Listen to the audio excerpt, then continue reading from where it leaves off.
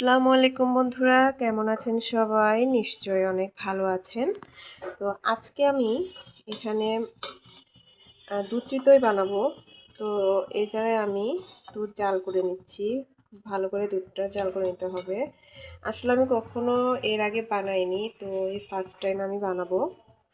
তো এইখানে আমি আধা কেজি দুধ নিয়েছি, আর দুধটা অনেক ভালো করে জাল করে নিব, ঘন করে নিব। আর এর মধ্যে আমি 1 প্যাকেট ডানো দুধ, যে গুঁড়া দুধটা আছে ডানো, সেটা দিয়ে দিয়েছি। তো এখন আমি দুধটা অনেক ভালো করে বলক উঠিয়ে নিব।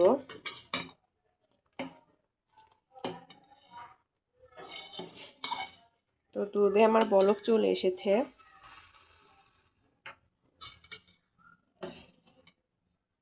এখন আমি জালটা চুলার কমিয়ে দিয়েছি।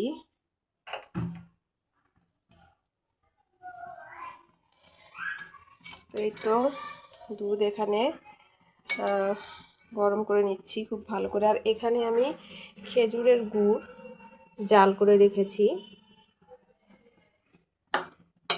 তো কখনো বানাইনি, ফার্স্ট টাইম আমি একা একাই বানাচ্ছি। কেমন হবে বলতে পারছি না।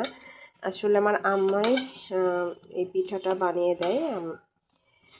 তো খুব ইচ্ছা করছিল দুধ পিঠাটা খাওয়ার জন্য, তাই আমি নিজেই বানাতে চলে এসেছি।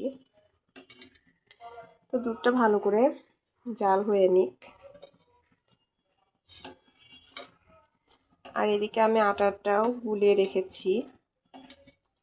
কেমন যে হবে আল্লাহ জানে।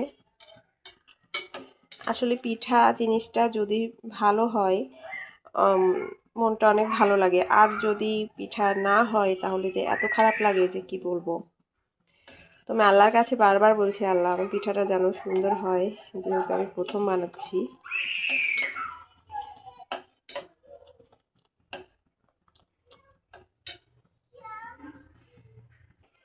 আর বন্ধুরা, দুধ জাল করা হয়ে গেছে। আর এখানে আমি এই পিঠার ছাঁচটা বের করে নিয়েছি, এটা আমি রেডি করে নেব এখন। আর এখানে আমি আটাটা রেখেছি। আটার কি অবস্থা সেটাও দেখতে হবে। আসলে রান্নাঘরে জানলা দিয়ে অনেক রোদ আসতেছে।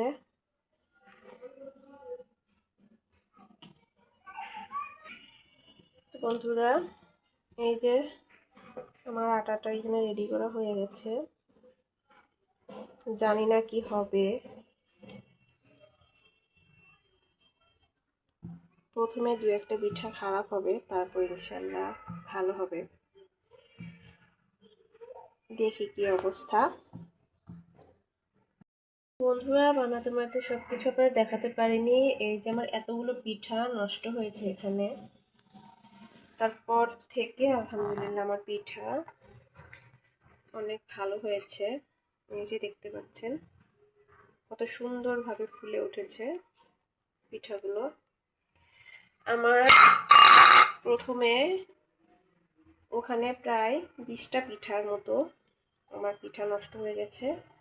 আর এখন মাশাআল্লাহ পিঠা অনেক ভালো হয়েছে। আর এখানে আমি গুড়ের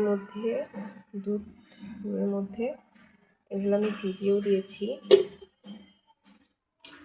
আলহামদুলিল্লাহ এখন আমার পিঠাগুলো তো অনেক সুন্দর হচ্ছে।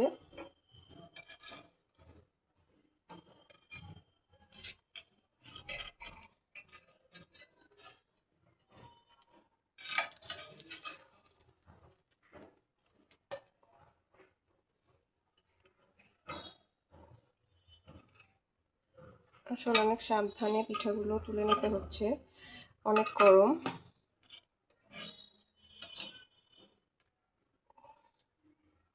মাশাআল্লাহ পিঠাগুলো এখন আমার অনেক সুন্দর হয়ে গেছে। বন্ধুরা, এই যে আমার শেষ পিঠা।